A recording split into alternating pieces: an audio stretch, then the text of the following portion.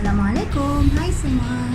Hari ni Dila nak tunjuk cara macam mana nak buat Mermaid hairspray menggunakan 4 EO ni.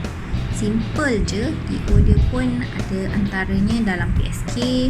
Lepas tu yang ini semua EO under harga 100 price. And special one, the one that must have for every woman is geranium EO. Selain tu kita akan guna air and witch hazel. So for this one I choose the brand Thayers and alcohol free formulation. Okay, so cara dia sangat-sangat senang. Kita gunakan spray bottle, ya, spray nozzle. Lepas tu kita masukkan 3 drop lavender, 3 drops cedarwood,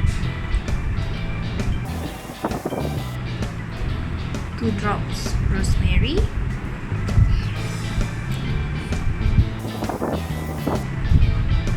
and 1 drop geranium.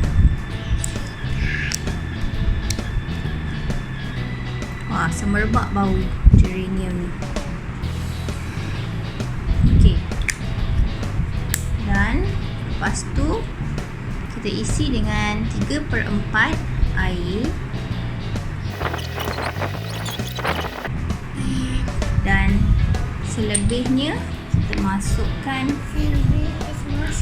Thayers witch hazel. Yes, it's mushroom.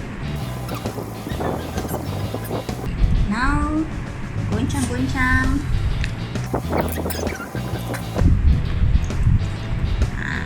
Thank you, Martin. And the test.